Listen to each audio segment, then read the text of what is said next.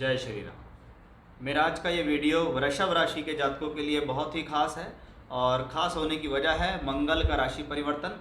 सामान्यतः मंगल एक राशि में 45 से 50 दिन के लिए गोचर करते हैं। तो 45 से 50 दिन तक ये मुख्य ग्रह गोचर मंगल, जो हिम्मत, साहस, एनर्जी, रक्त का प्रतीक है, आपके जीवन में जोश साहस का प्रतीक है। ये जीवन का वो मुख्य ग्रह है कि जिसके बिना आपके जीवन में कुछ हलचल हो ही नहीं सकती।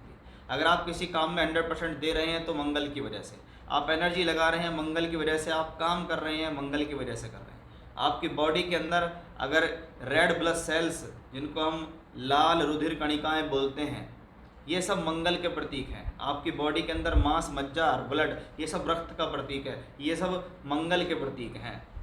और मंगल इसीलिए बॉडी के अंदर ज़रूरी होता है क्योंकि अगर किसी के पास एनर्जी नहीं है तो वो जीवन में काम क्या करेगा। अब ऐसा ही एक एनर्जी कारक ग्रह अब आपकी राशि से पंचम भाव में गोचर करेगा, यानी अब वो सिंह राशि से निकलकर, आपकी राशि से चौथे घर से निकलकर पहुंचेगा राशि से पंचम भाव के अंदर। तो पंचम भाव के अंदर मंगल क्या रिजल्ट देने वाले हैं वो इस वीडियो में हमारी चर्चा रहेगी। आप सामने देख रहे होंगे कि ये सारे टॉपिक्स मैं इस वीडियो में कवर करूंगा कि मंगल कन्या राशि में जाएंगे तो क्या करेंगे, मंगल शत्रु की राशि में जाएंगे तो क्या करेंगे। 18 अगस्त से 3 अक्टूबर तक मंगल का ट्रांजिट 45-46 दिन तक यहाँ रहेगा। मंगल इस दौरान 3 नक्षत्रों में भी गोचर करेंगे। तो वो सब कुछ इस वीडियो में डिटेल से बताया जाएगा कि कहाँ बैठा है, कहाँ दृष्टि देगा, और मंगल शनि का षडाष्टक योग भी आपको बताऊंगा, उसका क्या फ़ायदा आपके जीवन में है, क्या लाभ है, क्या सावधानी है। 45 से 50 दिन के बीच मंगल का ट्रांजिट एक राशि में होता है और अब मंगल आपकी राशि से अब तक चौथे घर में चल रहे थे, वहाँ से निकलकर ये मंगल पंचम भाव के अंदर आ जाए, यानी अब मंगल आपकी एनर्जी और साहस का प्रतीक पंचम भाव में गया है। यानी अब आप अपनी सारी एनर्जी पंचम भाव में लगा रहे हैं। और पंचम भाव जीवन में क्या है, आपकी बुद्धि, आपकी सोच, आपके निर्णय, आपके विचारों के लिए देखा जाता है पंचम भाव। पंचम भाव से हम जीवन में देखते हैं आपकी एनर्जी कहाँ लगी हुई है, पंचम भाव में। यानी इस दौरान आप पहले से मुकाबले ज़्यादा सक्रिय हो जाएंगे एजुकेशन के लिए। आप अपनी एजुकेशन पर ज़्यादा दिमाग लगाना शुरू कर देंगे क्योंकि ये बुध की राशि में मंगल गया है। बुध की राशि में गया हुआ मंगल कहीं ना कहीं इंटेलिजेंसी के लिए शुभ होता है। बुध की राशि में गया हुआ मंगल कहीं ना कहीं अगर पंचम भाव में इस स्थिति में है तो ये आपके लिए लॉजिक और तर्क को बढ़ाने वाला होता है। भले ही ये इसकी शत्रु की राशि है तो यहाँ पर ये इस बात की चेतावनी देती है कि अगर पंचम भाव बुद्धि का स्थान है और पंचम भाव में कोई अशुभ ग्रह मंगल जैसा शत्रु राशि में आता है तो आपको इस दौरान अपने डिसीजन सोच समझ कर लेने हैं, जल्दबाजी में नहीं लेने हैं, क्विक डिसीजन लेने से बचना है, क्रोध नहीं करना है, बिना वजह एग्रेशन नहीं करना है। क्योंकि ये मंगल राशि से पंचम में गया बुद्धि स्थान में, लेकिन ये आपके कर्म स्थान से भी 8वां घर है, यानी कहीं ना कहीं आपके कर्म भी मंगल से जुड़ गए हैं। कहीं ना कहीं ये कॉम्बिनेशन दिखाता है कि अगर 5th हाउस में मंगल आया है तो आप कोशिश ये करें कि जब आप जो भी काम करने जा रहे हैं उसमें जो अपनी एनर्जी है वो कब और कहाँ आपको लगानी है, ये तो विशेष ध्यान रखना है। यही एग्जैक्ट कंडीशंस हमारी मंगल शनि के षडाष्टक योग से भी आती है कि जोश साहस तो सारा मंगल ने यहाँ दे दिया। और शनि कौन है, आपके लिए कर्म कारक है। लेकिन मंगल और शनि में बड़ा डिफरेंस है। मंगल अगर जोश है तो शनि धैर्य है, मंगल अगर साहस है तो शनि किसी चीज़ का वेट करता है गंभीरता से, वो श्रमिक है, उसको श्रम करना आता है। तो अब ऐसी जब स्थिति बने षडाष्टक, तो ये सबसे ज़्यादा प्रॉब्लम कहाँ देती है, आपके कर्मों से आपके जीवन में प्रॉब्लम देती है। मान लीजिए एक सामान्य तौर पर आप एक स्टूडेंट हैं, तो ऐसी स्थिति में आपको ये सोचना होगा कि मुझे कहाँ पर जोश और कहाँ पर धैर्य रखना है। जब मंगल शनि का षडाष्टक योग बनता है तो ये मेहनत तो खूब कराता है, मेहनत से सफलता देने में भी सक्षम है, लेकिन आपको ये डिसाइड करना होगा कि हम अपने जीवन के अंदर कहाँ पर जोश लगाते हैं और कहाँ पे साहस दिखा रहे हैं, कहाँ पे धैर्य दिखा रहे हैं, इसका डिफरेंस है। पता लगा जहाँ पर जोश दिखाना था वहाँ पर क्या हुआ, शांत हो गए, धैर्य दिखाने लगे। अरे भाई यहाँ धैर्य की ज़रूरत नहीं है, यहाँ एनर्जी की ज़रूरत है। और जहाँ पर धैर्य दिखाता ना वहाँ एनर्जी दिखाने लगे, यानी जहाँ ज़रूरत नहीं थी वहाँ बोल पड़े और जहाँ बोलने की ज़रूरत थी वहाँ चुप रह गए। तो इस चीज़ का लेखा जोखा बड़ा हिसाब से आपको यहाँ करके चलना होगा।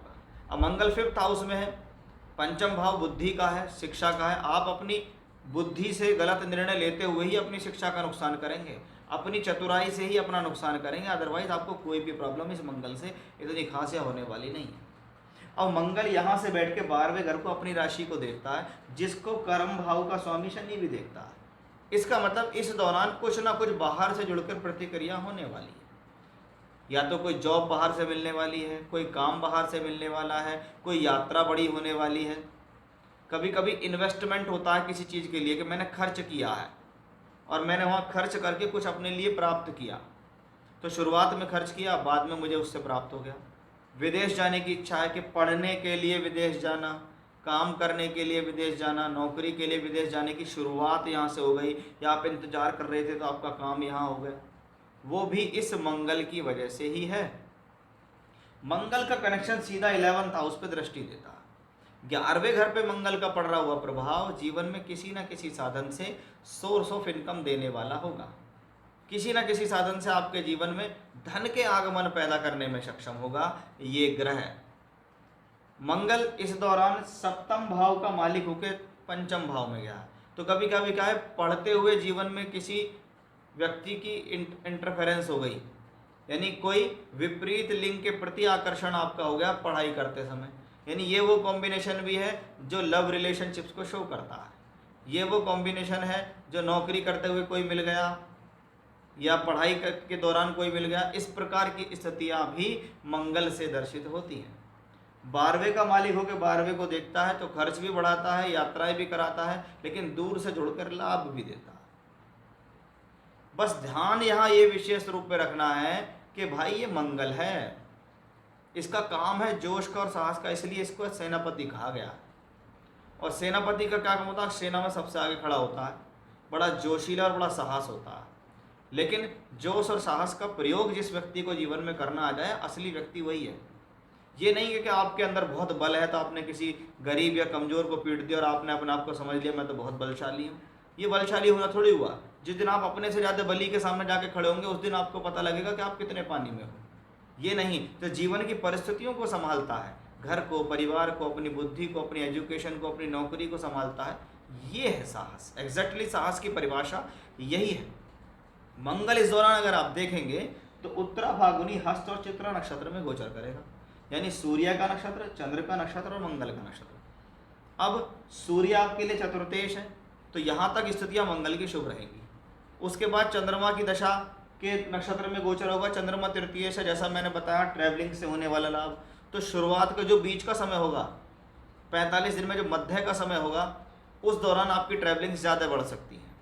और बाद में तो मंगल स्वयं अपने नक्षत्र में होगा ही होगा, उसमें तो आपके लिए ये पॉजिटिव है क्योंकि मंगल अपने साइन में होगा। लेकिन ये भी ध्यान रखना है कि मंगल का गोचर ऊपर से मंगल के नक्षत्र में भी गोचर हो रहा है और वो भी शत्रु की राशि में गोचर हो रहा है। तो क्या है, अपनी एजुकेशन को ख़राब नहीं कर लेंगे अपने आप, जोश साहस दिखाने की ज़रूरत नहीं है, एग्रेशन से बचना है, जल्दबाजी से बचना है, क्विक डिसीजन से लेने बचना है। ये तो मैं आपको शुरू से ही बता रहा हूँ क्योंकि 45 से 50 दिन क्या, एक दिन भी, 2 मिनट भी ऐसी होती हैं जीवन के अंदर जो आपको जीवन में गलत निर्णय, डिसीजन दिलाकर पीछे धकेल सकती हैं।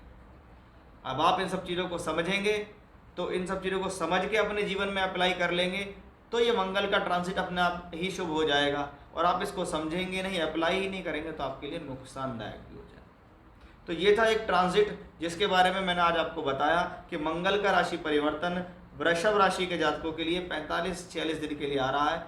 कैसा रहेगा, जीवन के सभी क्षेत्रों के बारे में इस वीडियो में चर्चा हुई है। जय श्री राम।